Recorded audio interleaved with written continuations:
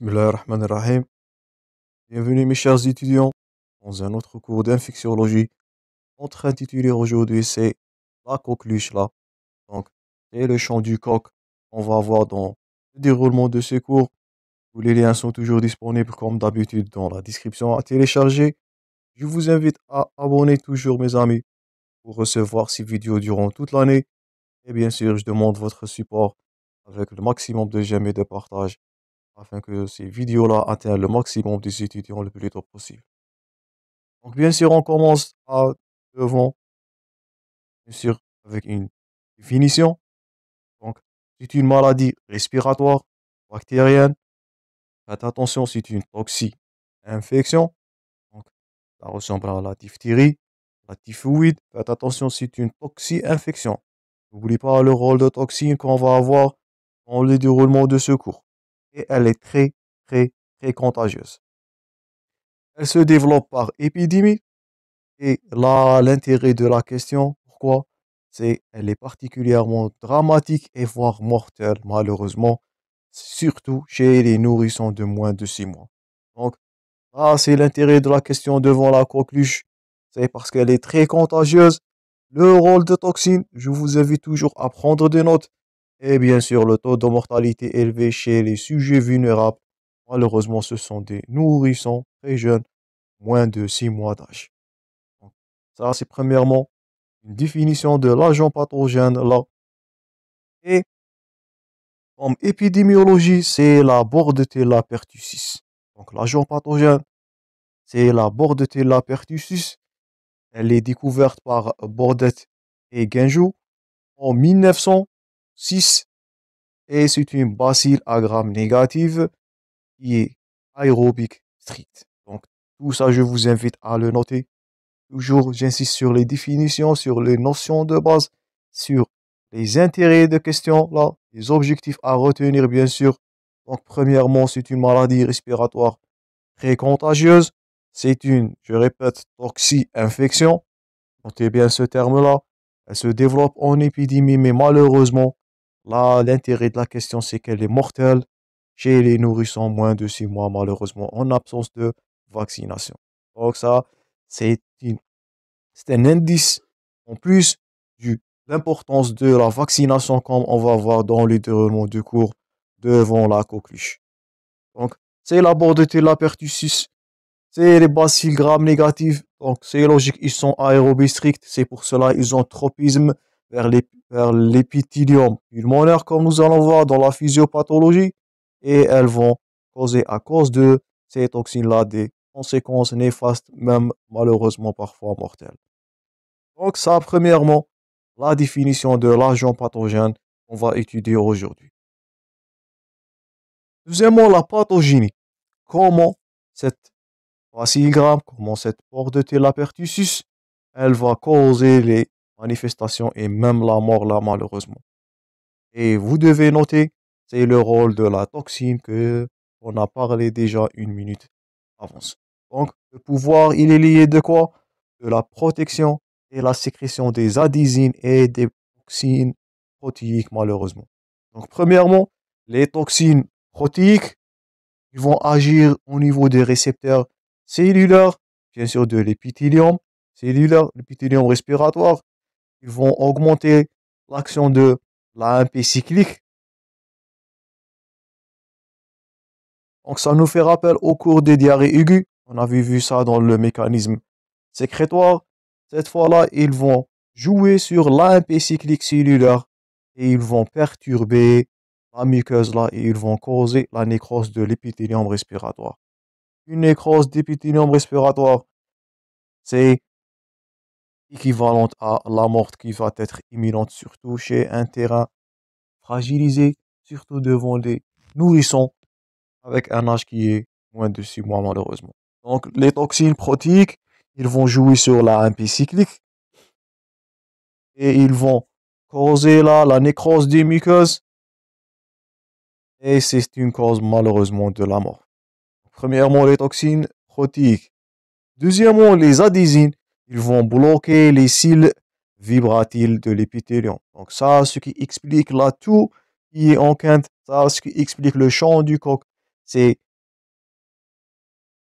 accumulation du mucus bronchique là à cause de la paralysie des cils vibratoires là. Donc, ces cils-là, ils vont pas être fonctionnels, ils vont pas lubrifier, si on peut dire, le mucus. Il s'agit là d'une accumulation du mucus et c'est qui va donner une toux qui est spécifique, qui est le chant du coq. Ah, c'est pour cela elle a eu le nom du la coqueluche. C'est là tout qui ressemble significativement au chant du coq. Donc, deuxièmement, là, la pathogénie de l'agent pathogène. N'oublie pas le rôle des toxines là. Ils font la malignité de la bactérie. Là. Donc, on va passer maintenant à quelques chiffres épidémiologiques. Donc, l'incidence de cette maladie-là, il est diminuée dans le pays développé grâce à la vaccination. C'est pour cela qu'on insiste sur le rôle de la vaccination contre la coqueluche là, surtout à un jeune âge. Donc, c'est un droit, c'est une obligation à faire afin de limiter les séquelles qui sont mortelles, malheureusement. Donc, c'est 60 millions dans les pays en développement, malheureusement. Et c'est un problème majeur de santé publique avec environ 600 000 décès par an, malheureusement. Donc, vous voyez là le taux élevé de décès, malheureusement, chez les pays en développement à cause là de manque de vaccination. Donc, dans les pays développés, c'est le changement de transmission de la maladie. Donc, l'absence de rappel après 18 mois. Donc, la vaccination là nécessite le rappel après 18 mois. Donc, à cause de l'absence de ce rappel là, donc les nouveau-nés ils sont vaccinés. Donc, un peu de concentration maintenant. Il n'y a pas de transmission de la maladie de l'enfant à l'enfant. Donc, ce sont les adolescents et les adultes qui vont transmettre cette maladie-là aux nouveau-nés qui sont pas, malheureusement, qui n'ont pas eu le rappel à 18 mois. Et bien sûr, l'opération là, ou bien la contamination se fait par voie aérienne ou éternuement par les gouttelettes de fuge, bien sûr, et absence de protection materne-fœtale là. Malheureusement, il n'existe pas une protection materne-fœtale là contre la coqueluche si la mère rattrape cette pathologie-là.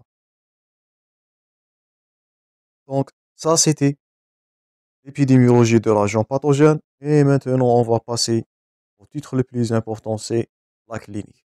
Et on va aborder les formes chez l'enfant non vacciné, la deuxième forme chez le nouveau-né, malheureusement, ou bien le nourrisson non vacciné, et bien sûr la forme du vieillard. Et ce sont les formes graves, malheureusement. Donc, on commence premièrement devant la clinique chez l'enfant qui est non vacciné. Donc, comme toute infection, après une incubation qui est silencieuse, de 7 à 10 jours environ, à, part- à partir de cette incubation-là, on va passer à la phase d'invasion. Et faites attention, cette phase d'invasion, elle est appelée aussi la phase de catarrhale. Et c'est cette phase-là qui a la contagiosité qui est maximale. Notez ça bien. Ce sont des points forts, bien sûr, à retenir. Et il peut s'agir de questions d'examen dans tout ce qui est en rouge, tous les mots-clés, toutes les notions de base sont à retenir. Donc, c'est la phase de catarrhale. Elle est appelée la phase de catarrhale à cause de l'écoulement nasal, la fièvre, de la rhinopharyngite. Donc, tout ça, elle a donné le nom de cette phase d'invasion, le nom de la phase de catarrhale. C'est au-delà de 7 à 15 jours. C'est là où la contagiosité elle est maximale. Faites attention.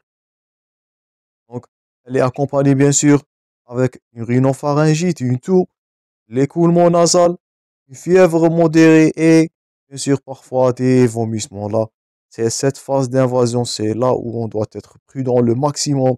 C'est là où le patient il va être contagieux le plus possiblement. Donc, c'est la contagiosité maximale au niveau de la phase d'invasion ou la phase de cataracte. Après ça, après que la maladie s'installe, le patient va passer à la période d'état. et c'est là où on va noter le champ du coq. Et pour cela, elle est nommée la coqueluche. Donc, ce sont des quintes de tout. Notez bien ce terme-là. Ce sont des quintes de tout qui surviennent d'accès répétés et violents, donc sans respiration efficace. Donc, cela va entraîner rapidement une turgescence du visage avec une injection conjonctivale. Après cette quinte de tout, une longue reprise inspiratoire sifflante qui est appelée le chant du coq. Donc ça, c'est le chant du coq. Ce sont des quintes de tout, de façon brutale, de façon qui va altérer l'état général du patient. Donc c'est l'injection conjonctivale, la turgescence du visage à cause de l'insuffisance respiratoire. Après cette quinte de tout, le patient, il va reprendre ou bien il va récupérer avec une inspiration profonde qui est sifflante. Et cette suite du quinte de tout avec l'inspiration sifflante, elle a le nom du chant de coq, comme vous savez. Donc, deuxièmement, la phase d'état parmi les critères, c'est le chant de coq. Et vous êtes censé de savoir ce chant de coq-là. Pourquoi il s'agit là d'un critère clinique pour confirmer ou bien pour poser votre diagnostic d'une infection de coqueluche. Faites attention. Vous devez être capable de déceler la clinique. Souvent, on a recours de la clinique là. Parfois, les examens paracliniques ne sont pas très efficaces. Et les dernières secousses, ils vont libérer une expectoration qui est muqueuse, claire et épaisse. Donc, ça nous fait rappel de la physiopathologie là. C'est l'augmentation des sécrétions du mucus. Et là, c'est le gène en respiration. Donc, bien sûr, si tout là, ils sont déclenchés par le stimuli, surtout le stimuli nocturne. Donc, dans quelques cas, on peut observer une apnée, un arrêt respiratoire ou bien un vomissement en fin de quinte. Mais notez bien, il n'existe pas de fièvre là dans la période d'état. Donc, faites attention.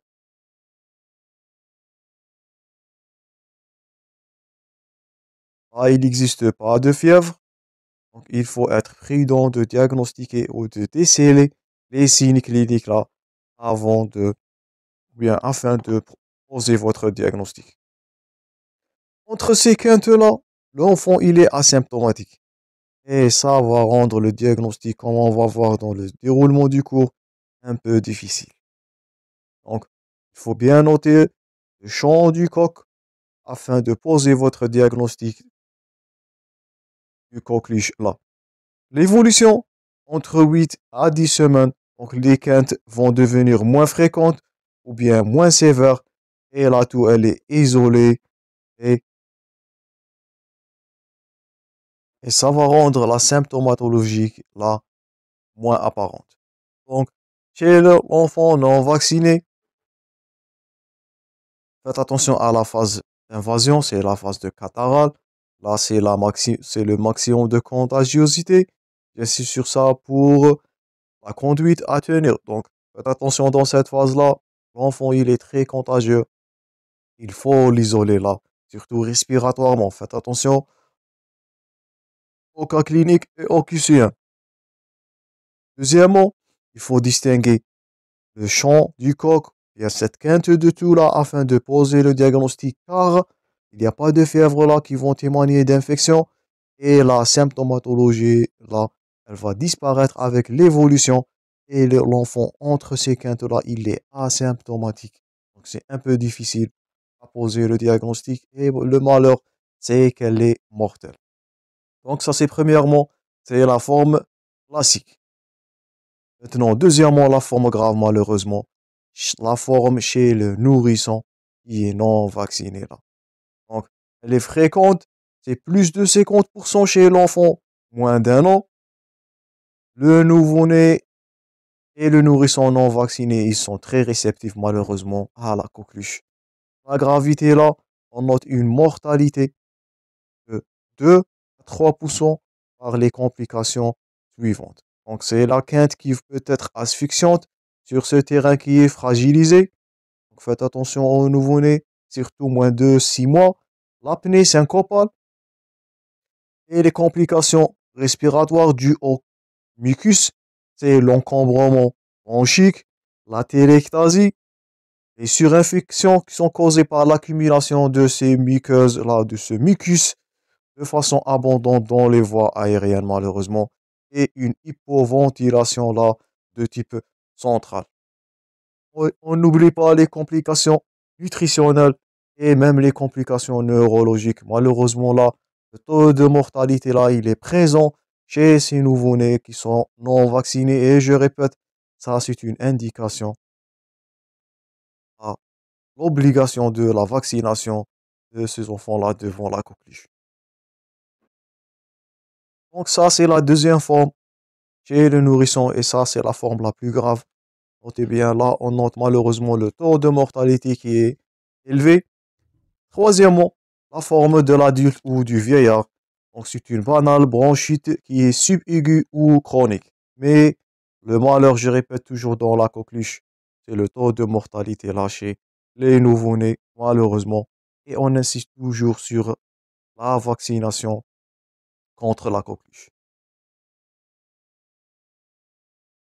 Deuxièmement, on va passer au diagnostic positif. Comment allez-vous poser le diagnostic de la coqueluche? Donc, le diagnostic, il est difficile, comme je vous ai dit précédemment. L'expression, elle est variable des symptômes. Le diagnostic, il est posé le plus rapidement possible. Donc, vous êtes censé de poser le diagnostic rapidement pour prendre les mesures thérapeutiques et prophylactiques qui sont urgentes là. Et vous avez des critères épidémiologiques et des critères cliniques. Donc là, les examens paracliniques ne sont pas trop contributifs pour le diagnostic de la coqueluche. Premièrement, comme critère épidémiologique, c'est l'âge. Vous devez suspecter la coqueluche devant un âge, surtout qu'on avait dit moins d'un an, surtout moins de 6 mois. Ces patients-là, ils sont vulnérables. Ces nourrissons-là, ils sont très susceptibles d'avoir de la coqueluche. Les cas similaires, la notion d'épidémie. Donc, on avait dit que la coqueluche se transmet en mode d'épidémie et bien sûr l'absence de vaccination. Donc, devant un enfant, devant un nourrisson, lorsqu'il existe les cas similaires et la notion d'absence de vaccination, là, ce sont des critères qui sont en faveur de poser le diagnostic de la coqueluche. Donc, premièrement, les critères épidémiologiques et deuxièmement, comme je vous ai dit, les critères cliniques, c'est la toux là, c'est le chant du coq, c'est la toux spasmodique qui va survenir en quinte et elle va se prolonger pendant une semaine. Là, vous allez évoquer là, la coqueluche, surtout chez un patient non vacciné. Donc, le diagnostic là, c'est clinique devant les critères épidémiologiques. Faites attention aux nouveau-nés, faites attention au taux de mortalité élevé chez ces patients-là. Et bien sûr, les critères cliniques, la toux, lorsque vous avez une toux en quinte, surtout chez un patient qui n'est pas vacciné, là, vous devez évoquer le diagnostic de la coqueluche, car le risque de létalité là, il est présent fortement malheureusement. Autre critère, c'est les critères biologiques. Et les examens complémentaires qui sont non spécifiques à la coqueluche. Donc, l'énumération sanguine là, elle va nous montrer un hyperleucocytose effocatrice. Et l'hyperleucocytose, ça, c'est témoin d'infection. Et elle n'est pas spécifique, je répète, à la coqueluche. C'est pour cela qu'on a insisté sur de la clinique et de l'épidémiologie et le terrain, surtout chez l'enfant, la notion d'épidémiologie.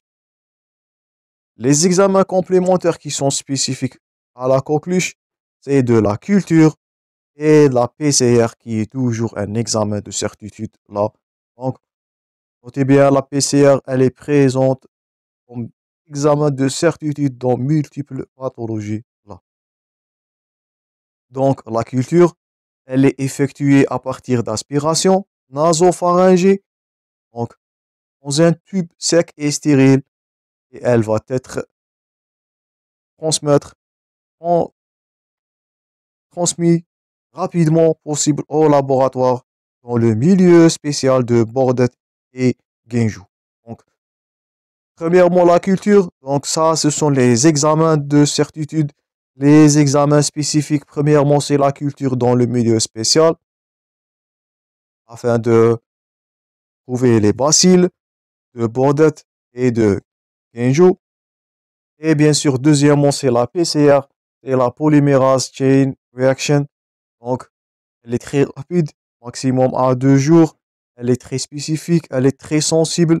Donc, ça nous fait rappel aux bactériologies. La sensibilité, elle est comparable à celle de la culture. Donc, la PCR reste toujours un examen de certitude de haute qualité là. Et dernièrement, la sérologie, elle est précieuse là pour étendre le diagnostic de certitude chez les cas où la culture est défaillante pour n'importe quelle raison là, mais elle nécessite la comparaison de deux sérums qui sont prélevés à 4 semaines d'intervalle là. Donc, la PCR reste l'examen de choix, c'est l'examen le plus rapide, le plus fiable, le plus spécifique, donc le plus sensible, donc reste la PCR comme diagnostic de certitude. Donc, si on récapitule là, les examens complémentaires, l'énumération de la formule sanguine, elle est évocatrice, mais je répète, elle n'est pas de certitude. Donc, elle ne va pas confirmer l'infection à la coqueluche. Les examens de certitude, là, c'est la culture, premièrement, la PCR qui reste la meilleure méthode, et bien sûr la sérologie devant les cas où la culture, là, qui est défaillante. Donc, notez ces trois méthodes-là. Ça, c'est du diagnostic de certitude là devant la coqueluche. Et notez bien, la radiographie pulmonaire, elle est souvent normale et elle montre un syndrome bronchique uni ou bilatéral. Donc, la radiographie là, elle va pas nous montrer des critères spécifiques à la coqueluche. Malheureusement, c'est pour cela, j'insiste sur l'évocation ou bien que vous évoquez le diagnostic là dès que vous voyez les critères épidémiologiques et cliniques. Et n'oublie pas la notion là de la non-vaccination là de la coqueluche. Donc faites attention à votre examen clinique, à votre interrogatoire. La notion de la non-vaccination avec un excès de quinte là du tout.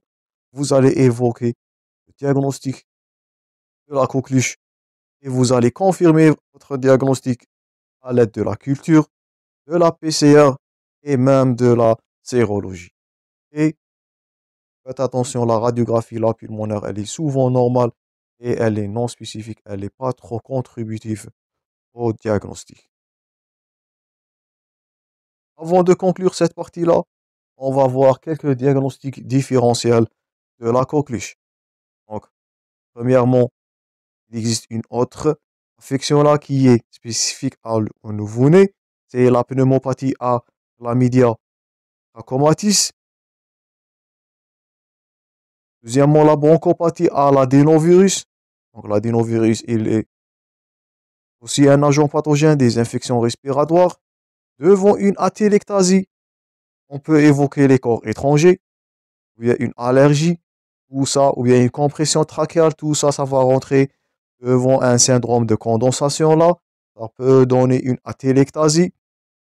Devant une hypersécrétion du mucus, peut s'agir là de la tuberculose, du fameux mucoviscidose. Donc tout ça, on va détailler dans le module de pneumologie.